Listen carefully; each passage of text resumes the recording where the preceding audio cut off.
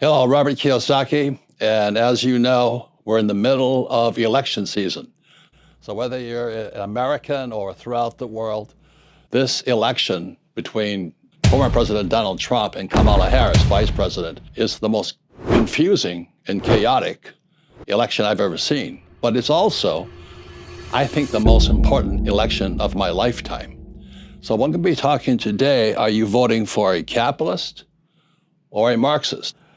In 1965, I left Hawaii and I went to military school in New York. Went to Federal Academy, nominations to Naval Academy, U.S. Merchant Marine Academy. And at the Academy, the economics we studied, this was one of them, Karl, Marx. So at 18 years old, I had to read the Communist Manifesto, and it was eye-opening. And I thought it was kind of interesting. We fight communism, but nobody studies this book. You know, it made no sense to me. And I read this book and went, oh my God, I hate to say this. My family, many of my friends are Marxist. Now, don't get too excited. You know, I'm not calling names here. You know, they're good people. Marxism is like a religion, you know, like Buddhism and Hinduism, Judaism. And capitalism is like a religion. So if you stick with me, there'll be 3 parts of the series. You'll find out what Marxists are. So the reason for this is my really good friend here, Donald Trump. This is the book on this T-shirt here. And to be perfectly upfront, being a capitalist, I'm selling this T-shirt for $50. And $5 goes to postage and handling, so you can send you $50 in. And $45 goes to Trump's campaign for president. I want him to win. Look, I support freedom of election, speech, religion. I support freedom. You want to vote for Kamala? Don't buy this T-shirt. You know what I mean? I don't expect you to buy it here. And support her hard, too. It's freedom of elections here. But I love this guy here. He and I have written 2 books together. We have one more still in the works. And this is on the front of the T-shirt. So I don't want to get into politics because my poor dad was in politics.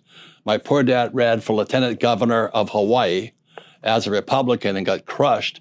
And I swore, this was back in the 70s, I would never get into politics. It's such a dirty, nasty, trashy game. It's everybody stabbing, lying, cheating, as you know.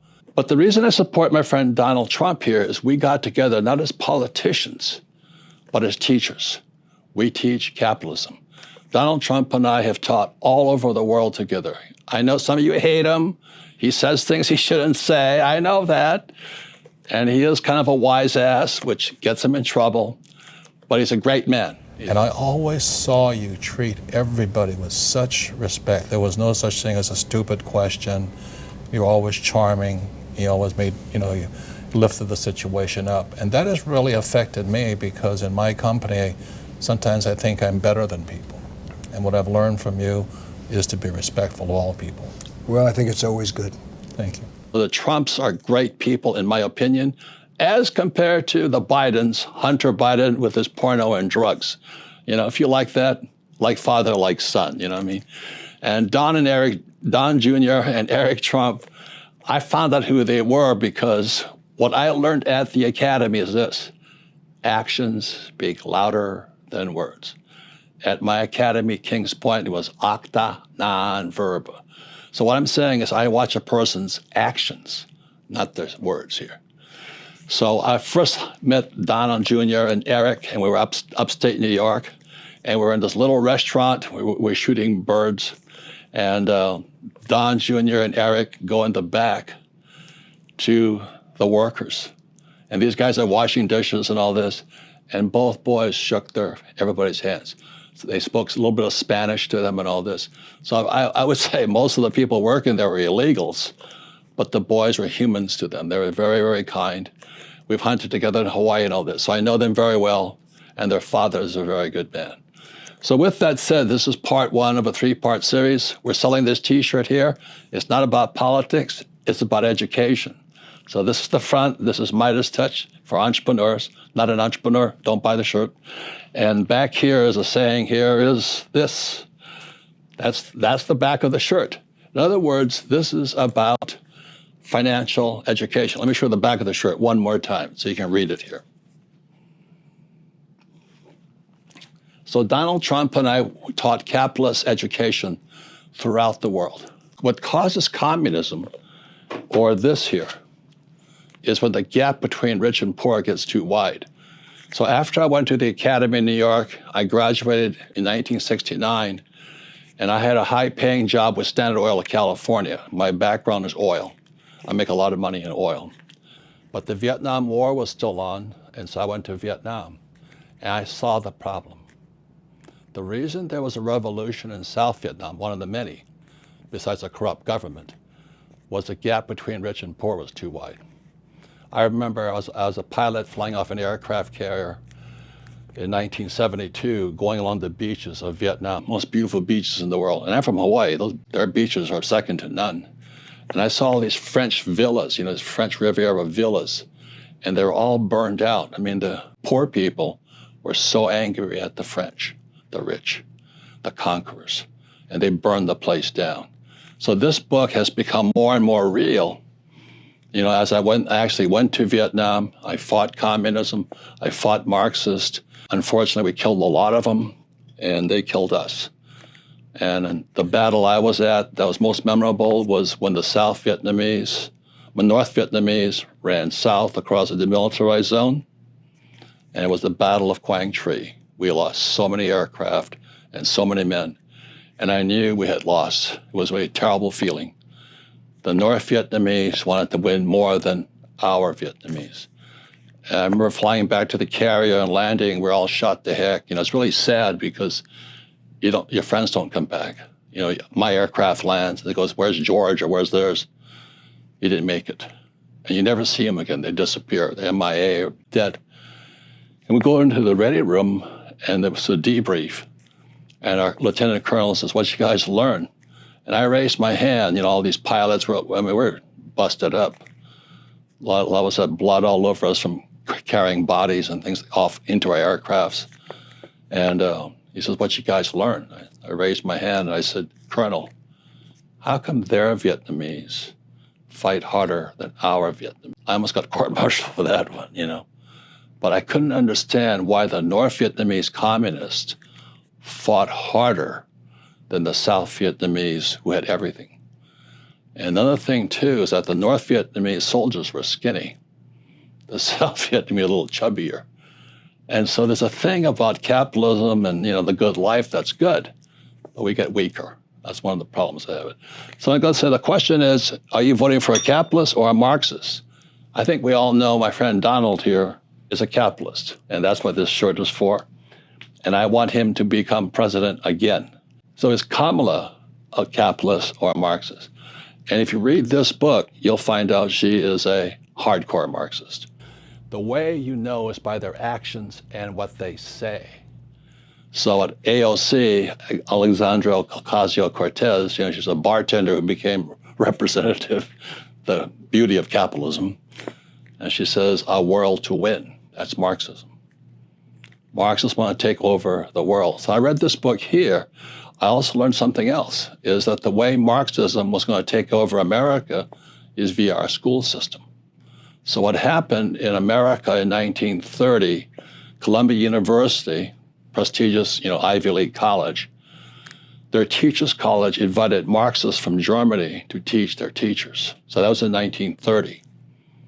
And communism spread through America via our school teachers. So back in about 2022, I was at Arizona State University, one of the largest schools in America, and I got attacked by the school teachers because I was teaching capitalism. This is the first of 3 series. Question is Kamala a Marxist? The one thing you know about a Marxist is that they support the abolition of private property. That's rule number 1 of Marxism. And how do they steal your property? 2 ways: inflation, taxation. So once again, let me remind you, actions speak louder than the words. So when Biden came to office in 2020, what was his first act? His very first act was to cut the Keystone pipeline that ran from Canada to the Gulf of Mexico. Again, I went to Kings Point. I'm a ring knocker and oil guy. I was selling oil. Under Trump, I was selling oil at $30 a barrel. I don't own oil shares. I own the oil in the ground. So I'm selling oil at $30 a barrel under Trump. And then Biden comes to town. He cuts that pipeline. The price of oil went from $30 to $130. Immediately, I knew what Biden and Kamala were doing. By cutting that pipeline, inflation was going through the roof. So let me say it again. The number one rule of communism is the abolition of private property. The way they get rid of your property is via inflation, taxation. Those are the two things. So inflation went from, when oil went from $30 to $130 a barrel, I said, oh, I'm getting really, really rich. I almost liked Biden. I don't like the guy, but I almost liked him because, I'm making more money. But then I realized what they were doing. It was intentional. They want the gap between rich and poor to go wider, just like South Vietnam. So I remember not long after they cut the pipeline, I'm in South Carolina. I'm at a gas station. I see a woman with a car, a SUV with like 4 kids in it. And she's watching the gas tank, ting, ting. And I can almost read her mind saying, how do I feed the kids? Because I'm feeding the car. So what happens when you cut oil, the number one rule in civilization is energy drives civilization. Oil drives civilization. So when Biden and Harris cut that pipeline, again, actions speak louder than words. They knew what they were doing. They want the gap between the middle class and rich to go like this. They want the poor to get poor. Today, homelessness is going nuts, all over the place. People can't afford a home because inflation's killing people. And then they blame Trump. But they cut the pipeline, not Trump. So that's one of the first things you can realize here is that what the communists want is the abolition of private property. And when you look at actions speak louder than words, the first act by President Biden and Vice President Kamala Harris was to cut that pipeline. Oil went up, inflation goes up. I make a lot of money. But even I choke when I go to have dinner, and for lunch it's $50 now. It used to be like 25, now it's 50. I don't know how people are surviving. And Kamala says, I'm going to work for the middle class. I said, you screwed the middle class. Actions speak louder than words. So that's one of the first lessons I'll pass on to you. If you vote for a capitalist like Trump, he'll make profits go up. You vote for a Marxist like Kamala, inflation will go up. And the first thing she says, what I'm going to propose is price controls. Well, if you study this thing here, price controls cause scarcity. In other words, when you go to a communist country, the supermarket shelves are bare because they have price controls. So she wants price controls. Marxism, pure. Trump would fill the shelves as a capitalist. One more thing that Marxists do, what she's saying is she wants to go after the supermarkets for gouging of the, raising prices too high. That's silly, woman. I mean, I'm sure she's a highly intelligent person, but she studied business. Supermarkets like Safeway operate on a 1% margin. That means if they make $100, only $1 goes to their profit. And she's going to go after that $1 profit? All that's going to do is cause more scarcity, which will cause prices to go up. So that's my final comment. Are you voting for a capitalist or a Marxist? We're selling this T-shirt here. $50, $5 goes to postage and handling. $45 goes to the Trump campaign because I'm supporting a capitalist here.